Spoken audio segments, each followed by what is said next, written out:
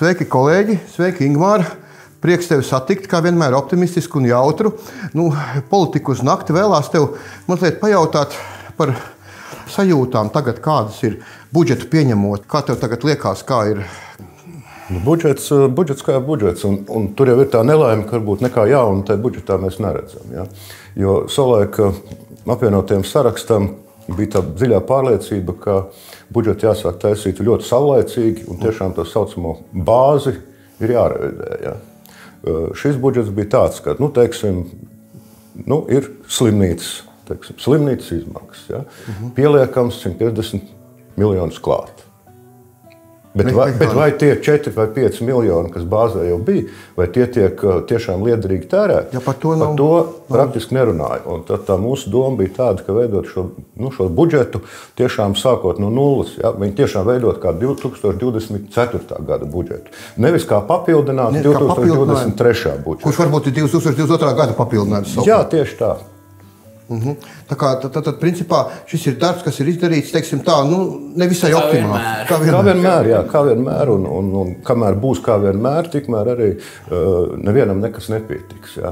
Tas ir pilnīgi skaidrs. Es arī mēģināju tikt skaidrībā par savu jomu. Tas ir varbūt arī par diasporas jautājumiem, ja? par latviešu valodas apmācību, teiksim, citautiešiem. Ja? Un tur arī sadzināt par 4-5 ministrijām kopā, cik tad patiesībā šim mērķim tiek tērēts, man praktiski gandrīz neizdevās. Ja? Tātad šī ārkārtīgā sadrumstalotība, ja? Tātad nodarbojās latviešu valodas, teiksim, kursu organizēšanu. Un lūk, ar to pašu latviešu valodas apmācību, piemēram, kursus rīko gan Nodarbinātības valsts aģentūra, gan Sabiedrības integrācijas fonds, gan Izglītības ministrija. Vai ne? Un gala beigās nevar tu īsti saprast, vai ne, cik tam tiek tērēts un cik cilvēki tiek apmācīti. Ja? Un gala beigās varbūt kopā sanāk, ka tas viss dubultojās, ja? Un ka viss jau tur viens otrs jau pa 3. 4. lāgu jau ir apmācīts pilnīgi bezjēgā. Ja? Tā kā varbūt šādas niansītes, kuras varbūt pietrūkst, kur pietrūkst tā pārliecība, ka tiešām mēs rīkojamies kā labi saimnieki ar to naudu. Protams, mani vidas jautājumi. Jā, tieši tā, tev minētā. Tur arī ir joprojām nevar iekustināt to ļoti vērtīgo lietu, kas būtu, kad pakāpeniski gadu no gada pa mazumiņam atpirkt šīs privātās zemes aizsargājumās dabas teritorijās. Jo tur vienmēr ir tie konflikti. Cilvēks saka, ārprāts, man atkal tu uztaisīs liegumu, es nekā darīt nevarēšu, man no tās zemes un tā meža nekāda labuma. Ja? Tā būtībā, ja tie būtu kādi, labi, kaut vai pāris miljoni, teiksim, gadā, kaut vai miljonus gadā, kur pamazām tu atpēc tās zemes, ja, tad šo konfliktu būtu mazāk. Jo ne katrs, protams, grib pārdot to savu zemes gabalu, jo viņš saskata tomēr šo vēsturisko vērtību, ja, viņam tas mežs tur bijis ir apkārt, vai ne, tas ir bijis viņa mežs. Un šī gadījumā vienkārši tā īpašnieka sajūta viņa jau latvietim ir diezgan dzīva. Jā, paldies Dievam, ka ir. Un tā šobrīd tiek maksāts šīs nelielās kompensācijas, kuras cilvēki uzskata par nepietiekamām. Jā, un tur rodās tāds konflikts ar šo vides mērķi un cilvēku interesēm. Ja. Un arī par to pašu valsts vides dienas, dabas aizsardzības pārvaldu, tur pamatās tomēr strādā cilvēki ar maģistra grādu un izglītot cilvēku, saņem tādu algu, kā viņi saņem, tas arī nav īsti pareizi un īsti normāli. Vienkārši, teiksim, šāda bioloģijas specifika jau ir tā, ka tieši šie biologi, kas beidz bioloģijas fakultāti, lielāko daļu viņiem ir nolēmti darbam vai nevalstiskajās vidas organizācijās vai valsts sektorā. Ja? Jo tā privātā tā niša viņiem ir ļoti, ļoti varbūt šauri. Ja? Varbūt vienīgi ietekmes uz vidi novērtējumu tajos kantoros. Ja? Tā ir arī tāda, arī, protams, tāda bažu un sāpi. Bet, kā jau teicu, budžets ir kā budžets. Un skaidrs, ka lielā mērā tā ieņēmuma daļa arī tiek, ja paraugamies uz Latvijas valsts mežu, teiksim, peļņu, ja, tam ir skaidrs, ka liela daļa šo ieņēmumu tomēr mums kā civilizētai Eiropas valstī balstās uz dabas resursi, ja, kas pēc idejas nemaz nav tik varbūt slavējami, vai ne, jo mums tomēr būtu jābalstās lielā mērā uz šo PVN. Tātad pievienotā vērtība, nevis teiksim, pliku šķeldes ražošanu, un šis enerģetiskās krīzes brīdis jau bija vienkārši traģisks, vai ne, kad vīri teica, ka tādi kārtīgi baļķi, zāģbaļķi daudz izdevīgāk ir dzīt cauri šķeldotājiem, ka to šķeldu iegūst daudz vairāk nekā teiksim, taisīdams pirts dēļus vai ko citu. Ja, tā kā šis bija tāds dīvains laiks arī tieši te meža nozarē. Nu, tas ir tikpat dīvaini, kā kādreiz bija, atceros tādu tēmu, kad kurināsim krāsas ar rudziem vai ar kviešiem, jo kā deg. Nu, tas tā mazliet, tas nozīmē, kā mēs dažkārt deformējam to. Kā fakts, ka kādreiz Dānija iepirka no Latvijas graudus, un līdzīgi kā granulas dedzināja katlos. Mans jautājums ir ārkārtīgi vispārīgs, un jūs kā zaļie, vai ne, un ir daudz visādi, kas sev sauc par zaļajiem, un ir Eiropas parlamentā zaļā tā frakcija, un ir Greta Thunberga, kas ir arī zaļā. Un tad es saprotu, ka jūs tomēr neesat gluži tik zaļi kā viņi, vai mazliet savādāk zaļi. Varbūt var nedaudz mūsu skatītājiem pastāstīt, kas tad ir tas jūsu zaļums un ko viņš atšķirās no Grētas Thunbergas zaļuma. Sāksim jau to, varbūt, ka zaļā partija tika izslēgta no Eiropas zaļā. Jā, nu te ir tā atšķirība. Un šobrīd tā kā Latvija tur pārstāv, cik es saprotu, progresīvie gan, jā. Jo mūsu pēdējās, varbūt, atmiņas par Eiropas zaļajiem bija, kur mūsu kolēģis aizbrauc uz Eiropas zaļo kongresu, un viņš teica, ka 30% labi, ja tiek runāts par zaļajām lietām, pārējais viss ir varavīksnes krāsās. Tas sieviešu tiesības un varavīksnes lietas, ja, kas lielā mērā raksturo būt Eiropas zaļos šobrīd, ja, tāds ārkārtais liberālisms. Ja. Bet kā vecākā atjaunotās Latvijas partija, zaļā partija vienmēr esmu bijusi stipri nacionāli noskaņot un varbūt galīgi ne liberāli. Kā es teicu, ka ekonomikā var būt liberālisms zināms, bet par zaļiem jautājumiem, nacionāliem jautājumiem stipri konservatīvi. Tas ir labi, manuprāt, mums tas ir prasās, cilvēki to par mazi dzirdējuši, tur taisnība. Cilvēki pirmām kārtām es varu izstāstīt, kā man gāja pēc iepriekšējām vēlēšanām. Ja? Kad vecumniekos man mīļotā skolotāja pienāca pie manis un svētdienā pēc vēlēšanām un teica, Ingmār, es nekad neesmu par to ZZS balsojis.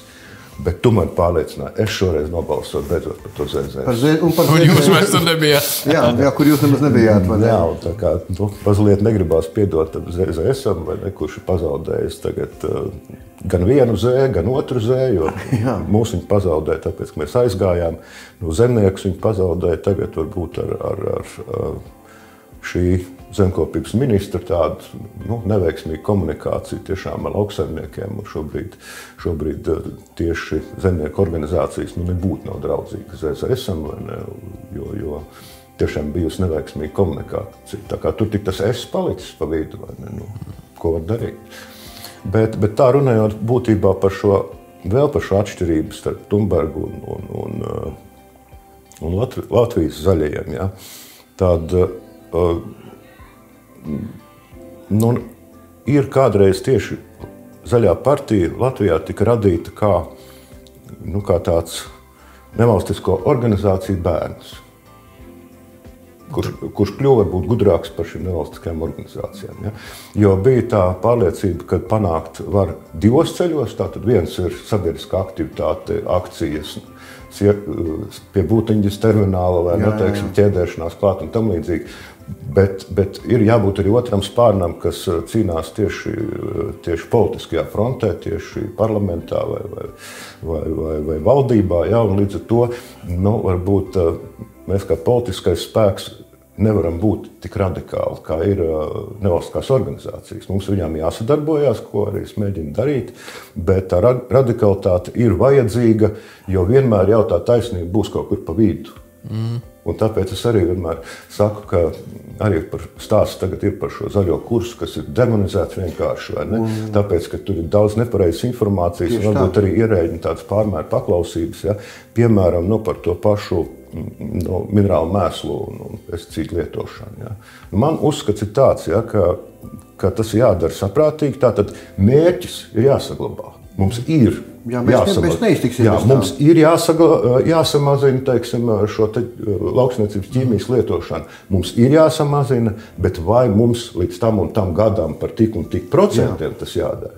Tur mēs varam tiešām diskutēt, jo ir konkrētā valstī konkrēta situācija. Ir, protams, nevar teikt, ka Latvijā ir analoģiska situācija, kā piemēram Holandē vai Francijā. Ja? Un mērķis ir jāsaglabā, bet tas ceļš, ja, par to ceļu mēs varam diskutēt. Man te ir jautājums arī, tie ir tā Green Deal tūkojumi, ko mēs viņu tūkojam kā zaļais kurs. Saprotams, ka Eiropā zemnieki un teiksim, tie, kas darbojas kaut kur vidē vai atkritumu apsaimniekotāji vai kādi citi, viņi to saprot, manuprāt, kā zaļā vienošanās, ka tā ir vienošanās starp uzņēmējdarbības vidi un teiksim, sabiedrību, kuru pārstāv politiķi. Tad mums šis te vārds vienošanās kaut kur izpaliek, jo mūsu sabiedrībā tās vienošanās nav. Mums ir tikai kurs, kas ir atnācis no kaut kurienes, mēs tā īsti viņu neredzam kā vienošanos. Precīzi tā. Un šeit arī zaļiem politiķiem būtu jābūt tiem, kas mēģina atrast to saprātīgo. Jā, to kompromisu ap ražošanu. Un es arī, ja mēs tā paskatāmies, tad šīs aizsargājumās dabas teritorijas, nevis aizsargājumās dabas teritorijas, bet teritorija ar aizsardzības kaut kādu komponentu. Ja. Šī gadījumā netiek prasīti 30% Slovenijā, vai netiek prasīts, ka tas ir rezervāts. Ja. Bet tas nozīmē, ka tai teritorijai konkrētai viņai ir kaut kāds ar vides aizsardzības saistīts status. Ja. Un ja Holandē viņi mierīt uz 30%, un mums knapi 20%, tad kur ir atbildi šo jautājumu, kāpēc tas tā? Viņam acīm redzot, tas prasības ap teritorijām ir ļoti tādas... Papīrs pacieš visu. Papīrs pacieš visu, ja. Un šeit arī mēs sākām runāt ar dabas aizsardzības pārvaldi, izrādās, ja. Kā? Elementāri jāuzmēr ir krasta kāpa aizsargījos. Viņai ir jau zināms aizsardzības status jau likumā noteikts. Tā ir milzīga teritorija. Tieši tā, milzīga. Ja mēs pastamies aizsargājumā teritorija, ir Ādažu poligons. Arī jaunais poligons, kas tagad būs Sēlijā, ja, viņam ir zināma dabas aizsardzības funkcija, jo tur mežu necirtīs. Tātad patiesībā, ja tā prātīgi tam visam pieiet, vēl var būt, teiksim, izrēķina upju, teiksim, aizsargījoslas, kas kur ir, vai ne? Varbūt, ka mums jau ir jau 30% pieeja. Tikai viņam būtu jāieliek. Un šeit ir tas stāsts, vai ne, ka cilvēkiem šeit Latvijā nebūtu tiešām jābaidās no tā mūsu zaļuma. Ja. Protams, ar par to mežu ciršanu, iestājās ornitoloģijas biedrība, kuras biedrs es esmu jau no neatminamiem laikiem, ja, kad 80. sākumā, kad pat dibinātājos bija, iestājās par šo mežu ciršanas ierobežojumiem putnu lidošanas laikā, kas man šķiet absolūti normāli un saprotami. Bet, protams, mežsaimnieki, mežrūpnieki, protams, pret to būtiski iebilst, un es tai dialogā saku, bet nav jēgas, teiksim, varbūt tos ierobežojumus ieviest monokultūru plantācijās. Jo ir lielāka augu daudzveidība, jo ir lielāka arī kukaiņu un putnu daudzveidība. Tātad varbūt mēs sākam ar damaksni, kas ir varbūt visbagātākais ar putniem.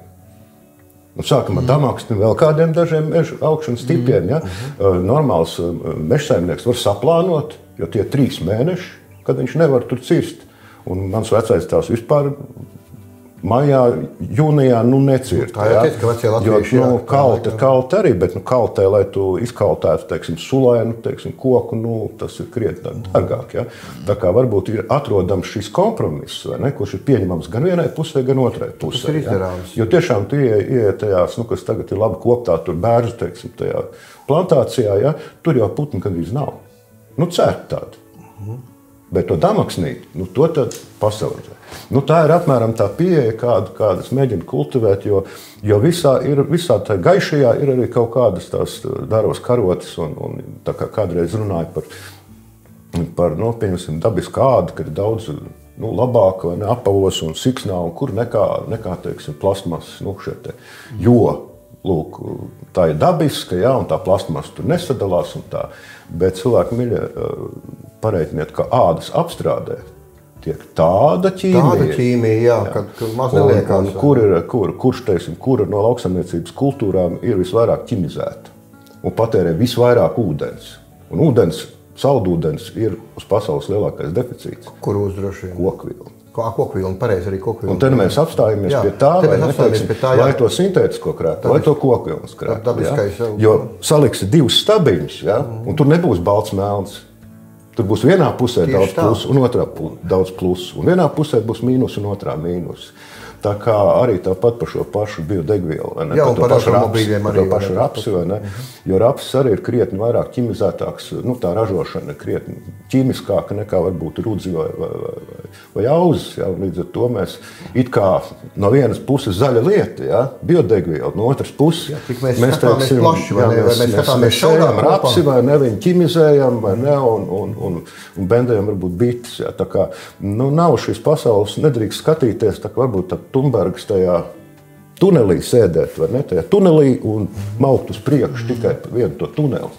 Tad zaļie no šī tuneļa ir veiksmīgi, Latvijas zaļie ir izvairījušies. Mēs mēģinām, būt saprātīgi un nevienmēr tas, protams, izdodās, jā, jo zaudējam varbūt arī tos jauniešus, jā, jo nenoliedzami jauniešiem ir vairāk iekšēji radikālismi. Tas vienmēr tā bijis, vai ne? Ka jaunietiem gribās arī karjerā, vai ne, tūlīt un uzreiz, vajag augt tūlīt un uzreiz, vajag teikt, zaļumu tūlīt un uzreiz, un, šobrīd skaitās mūsdienīgi, jā, būt zaļām, varbūt neēst gaļu, piemēram, jā, kaut gan es to neatzīstu. Šādu te sevis varbūt kādreiz mocīšanu, ja, bet kādreiz man ar tāds dialogs bija ar vegānu, ne, un es saku, zini, tad man vēl mājās bija lopiņi, es nokauju to gadu vienu cūku, bet, lai izaudzētu vienu galviņu kāpostu, cik kāpostu baltiņu kāpuru jānobendē? Jā, kurš mēs vairāk nomušījām? Jā, tā sanāk, jā. Un te tas tā nianses, kas varētu varbūt būt tā atslēga uz tiem jauniešiem, jo jaunieši visumā ir gudri, bet dabīgi viņi spriež pēc tā, kas viņam tiek pasniegts, ja viņam to kopu parāda, tā kā tu teici, jā, plašāk to zaļumu, jā, nevis tikai izvākt to vienu, jo patreiz tas ir segmentēts ļoti, jā, ja to var parādīt tā plašāk, manuprāt, tā jauniešu sirds, viņi jau uztver to, tikai viņiem tas ir jāpastāsta, ja viņam to nepastāsta, viņš ņem to vienu segmentu, vai ne? Jā, viņš ņem to, kas skaļāk kliedz. Kas skaļāk kliedz, jā. Un rāda taisnāku ceļu, jā. Jo, manuprāt, tas tiešām, arī man bija tādas skumja atmiņa, man bija pie manis atbraukuši, pie maniem radiņiem uz laukiem bija atbraucis viens Dānijas students, skolnieks, jā, bija tāda skolnieku apmaiņa tur, vai ne, un tāds puisis, pilsētnieks Dānijas, un tagad tur lauki, jā, un tagad nevar saprast, ko tas sestdienā, svētdienā tu tagad darīt. Es aizbraucu tur paciemoties, un ne viņam var cirvi dot rokā, ne viņam lāpstu var dot rokā. Jā, viņš tur klīst, un pēkšņi viņš piegājis pie tā dīķa, vai ne? Un skatās tā. Tas frog. Viņš vārdu ieraudzījis.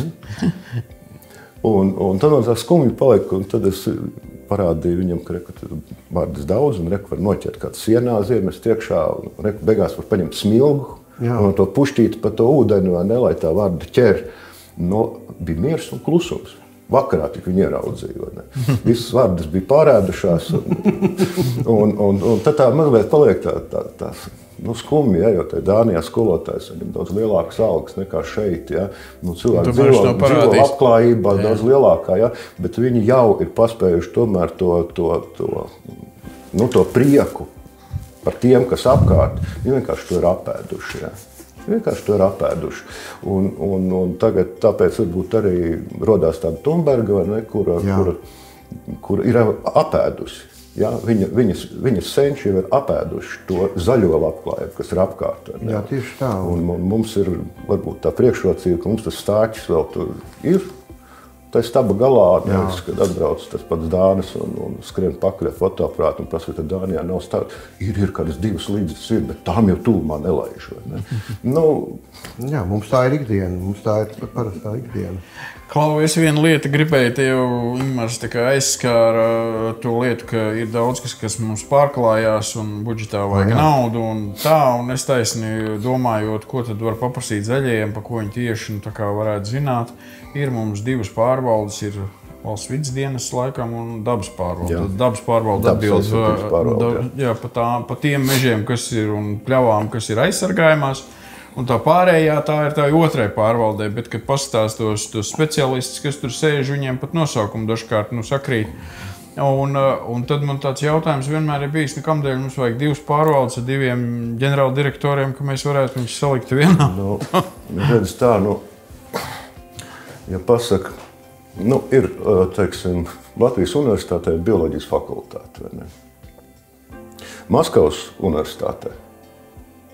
Tā bioloģijas fakultāte dalās Dievs vien zina, cik fakultātēs, kur nāk ārā, teiksim, tu esi diplomēts entomologs, tātad kukaiņu pētnieks, tu esi diplomēts mikologs vai mammologs, ja? un tur nāk ārā tie nozares speciālisti. Ja? Es domāju, ka, ja tev pasaka vārds inženieris, ja? Tad tu vari būt tikpat labi par slaukšanas iekārtām vai par datortehniku vai ko citu. Un šeit ir tas, ka nav īpaši, tas ir domāšanas veidu atšķirība. Ja, teiksim, valsts vides dienests rūpējās par piesārņojumu, par piesārņojošo darbību, tā teikt, kontroli, par atkritumu saimniecības lietām, par šādām tehniskām, tie tā kā inženieri. Ja. Bet dabas aizsardzības pārvaldē tur jābūt lauka cilvēkam, meža cilvēkam, ja, kurš tagad zābakiem kājās vai ne, mauc pa to mežu, ja, un tiešām meklē varbūt arī tās apdraudētās sugas un tiešām kontrolē šos rezervātus, jo tādā teiču rezervātā vides speciālists apmaldīsies uz sitienu. Ja. Un tas ir tieši par šo arī bioloģijas fakultātē, tiešām, kurš aiziet vairāk tā kā ķīmijas specializācija, ja, un kurš aiziet atkal tīrie tā kā dabas cilvēki. Un tās ir tādas 2, Jūs tikai domājat, ka viņas nevar sabāzt vienā maisā? Viņas var mēģināt sabāzt vienā maisā, bet to bāšanu vienā maisā jau grib darīt tā, lai tie speciālisti, ja, dara visu. Bet tā meitene, kas kontrolē, vai tev ir vai nav atbilstošā piesārņojošās darbības atļauja, ja, viņa jau staigā augstupēšu kurpītēs un neiedzīst to viņa purvā. Ja. Tā kā visu, ko jau var mēģināt darīt, bet līdz šim tomēr šis mehānisms, manuprāt, ir funkcionējis gana labi. Un protams, uz KEMU, tātad šo klimata ministriju jau ar nākošā gada 1. janvāri ir paredzēts pārcelt abas šīs struktūra vienības. Un ļoti iespējams, ka viņas mēģinās tur kaut kā sakrustot, ja? Vai tas pie laba gala novedīs. Redzēsim, es esmu ļoti bažīgs. Jā, tagad par klimata ministriju. Akurāt jautājums bija domāts. Klimata ministrija, kā mēs zinām, būsim godīgi, tā ir vairāk uz politiska kompromisu, ja tā no laukiem man tā liekas, vai ne. Kāds ir tavs komentārs par to, kā tas tagad ir izveidojis un ko mums tagad darīt? Situācija ir tāda, kāda ir. Situācija ir tāda, kāda ir, jo ir absolūti nepareizi, ka ministrijas veido pēc kaut kāda politisko iedomu principu. Bet tā ir realitāte. Jā, vajadzēja tātad vienotībai paņemt šo te jomu, tātad. Viņi paņēma šo jomu, kas ir, protams, arī visai bagātīga joma, jo viss šis klimata naudas, vai ne, kas nāk. Es nepiedošu Vējonim nekad, manam kursabiedram, biologam, to, ka viņš apvienoja pašvaldību, bet ministriju ar vides ministriju. Jo tad, kad Vējonis bija varam ministrs, tad ar vides jautājumiem viss bija ok. Bet tad, kad par ministru kļūst pašvaldības cilvēks. Ja? Jā, tad viņam tā vidas joma paliek sekundāra. Ja mēs šobrīd paskatāmies, teiksim, kādas ir vidas nevalstisko organizāciju, teiksim, atsauksmes par Meļņa kungu, ja, kurš ir lielais zemnieks un vienkārši līdz sirds dziļumiem nīst visas dabas lietas. Ja? Tāda, es esmu ļoti bažīgs, ka šis vidas jautājums nonāks tīrā viņa pārziņā. Ja? Vai viņam būs tā izpratne par to, ka nekur mēs bez šīs dabas aizsardzības un vidas aizsardzības netiksim, jo šī ir joma, kas ir Eiropas līmenī ļoti, ļoti regulēta, un mēs nevarēsim pateikt, ka mūs tas neinteresē un ka mēs nedarīsim tā. Ja? Tad šajā jautājumā zaļajiem būtu, teiksim, kaut kāda priekšlikuma, varbūt līdz galam formulēt, bet pārstrukturizēšanā tur būtu iespējas kaut ko vēl mainīt. Es tagad negribu tehniskās nianses apspriest, bet principā tā būtu lieta, kas būtu jāpārskata kaut kādā veidā. Es tā sapratu. Man ļoti grūti pateikt, visur ir cilvēciskais faktors. Jā, protams. Ja, šobrīd ir tas lielākais strīds, laikam, kad tajā plānā parādās tie meži, un tagad bija izskanējušas diskusijas par tiem mežiem, ko cirtīsim, ko ne. Man ļoti interesē tas termins vecie meži. Tad es sāku smieties, kādi tad ir tie vecie meži, kurus nedrīkst cirst, jo principā nav jau vecu meži, ir tikai vai cērtami vai necērtami meži, un kā cērtami. Un ja mums ir egļu audzi, kas ir vienā laikā iestādīti, viņai pienāk tas vecums, kad viņi ir jācērt. Egļu audzes Latvijā nemaz tik diži daudz arī stādītas, tās, kas ir tagad cērtamās. Jo tas 100 pāri plus. Runa šeit ir par varbūt tiešām tām audzēm, kuras jau sen ir sasnieguši to cērtamo vecumu, kurš jau sākās sukcesija, vai ne tā, tad jau sākās kaut kāda to koku sugu nomaiņa, piemēram, vai ne, tur jau lāgā pat brīžam arī ko cirst. Ja? Un tur ir taisnība varbūt tiem, kas saka, vecos kokus nost, vecās audzes nost, jāstāda jaunas, jo jaunas audzes tik tiešām ražo intensīvāk skābekli. Ja? Bet tā jaunajā audzē sevišķi, ja viņi ir labi kopta, tur retināta un citas sugas visas tur skaustas ārā, viņā bioloģiskā daudzveidība ir tikpat, cik rapšlaukā. Ja? Rapšlaukā, kā zināms, biodaudzveidība ir krietni mazāk nekā Sahāras tuksnesī. Tā kā šeit ir tomēr jāatstāj, un nekur mēs nedēsimies, tad bioloģiskai daudzveidībai ir kaut kas jāatstāj. Vai ne? Un šeit es nerunāju par šiem 30%, to jau es teicu jau iepriekš, vai ne, ka šie 30% iespējams, ka salasās arī bez jaunu rezervātu tur izveidošanas. Ja? Tā kā šeit šis stāsts atkal par to, vai ne, ka arī par veco audžu struktūru runājot. Ja? Sauzēsim mēs tagad tās 200-gadīgās priedes, ja? Un cirtīsim visas 80-gadīgās. Tās 200-gadīgās pēc 50 gadiem būs 250 gadi, viņš sāks brukt kopā. Bet tad 250 un 80 vairs nekā nebūs. Nekā vairs nebūs, jā, tieši tā. Tā kā tur ir ārkārtīgi jāmēģina prasmīgi saimniekot, lai tiešām būtu arī Latvijā visu vecumu, kā saka, šīs audzes, ja, lai arī mūsu teiksim, bērni, mazbērni redzētu, kāda izskatās 150-gadīga priede. Ja. Un lai tas tā melnā dzilna, lai viņai būtu kur izkaut to dobumu, jo viņa 80-gadīgā nevar izkaut. Tur viņai ir dibens karās no tās dobuma ārā. Starp citu interesanti bija Melnās dzilnas pie Jūrkalnas. Tur bija viens ceļš, kur bija praktiski visi elektrības stabi bija vienos dobumos. Tas ir populācijā. Jā, un apkārt skaties, vai ne? Tāda spriežu audze, vai ne? Stādīt tā priežu audze, kurā barība viņai tā kā būtu. Jā, bet viņa līgs nav kur uztaisīt. Nav kur uztaisīt, jā, viņi darbojas stabos.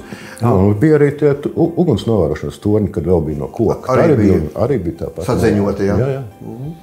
Man kā tādam cilvēkam no malas, ja, un teiksim, ka es tikotos ar cilvēkiem, manuprāt, tas, ko tagad tu teici, tas būtu tāda svēta misija zaļajai partijai, kad šos priekšlikumus viņus iznest un cilvēkos likt, jo lai cilvēki saprast, kas ir tā identitāte. Manuprāt, tas ir ļoti labs ceļš, ko tu tikko ieskicēji, parādīt šajās niansēs tādas reālas dabas, gan to kompromisu ar rūpniecību un apsaimniekošanu, kā tu runāji. Man bija ļoti ilgus gadus, teiksim, sadarbība ar vides filmu studiju. Ja? Tātad raidījums Vides fakti. Entos gadus. Ja? 20 gadus bērnu raidījums, teiksim, pa dabu bija televīzijā. Bet tā mūsu LSM, teiksim, valsts televīzijas un valsts radio, teiksim, tā pārliecība ir tāda, ka politiķiem nekādu tribīnu dot nevar, lai sēž savā saimā. Ja? Un es jau varu iziet lauka vidū un stāstīt visu, ko tagad jums stāstu. Bet, ja to klausītāji nav, un ja man tā tribīna nav, tad arī nesadzird. Ja? Tā kā mēģinu jau runāt, un es pats arī braucu regulāri gan uz bibliotekām, gan kultūras namiem, gan skolām, vairāk vai mazāk regulāri, kad man uzaicina. Ja? Un ar šo stāstu nav jau tā, ka es sēdētu tikai šeit. Varbūt novēlēsim Latvijai jauno gadu. Tagad šis tāds jaungada raidījums. Ko tu novēli Latvijai jaunā gadā? Jaunajā gadā? Vienkārši, lai jums ir interesanti. Lai jums ir daudz pārsteigumu, piedzīvojumu. Es savā meža mājā, kur es dzīvoju meža vidū, braucu no darba mājās, un man vienmēr ir kāds pārsteigums. Vai dzīvības koks nograusts, vai rozēm pumpura aplasīt. un tiešām, lai jums ir interesanta dzīve, tad viss būs kārtībā. Paldies! Laimīgu jauno gadu visiem!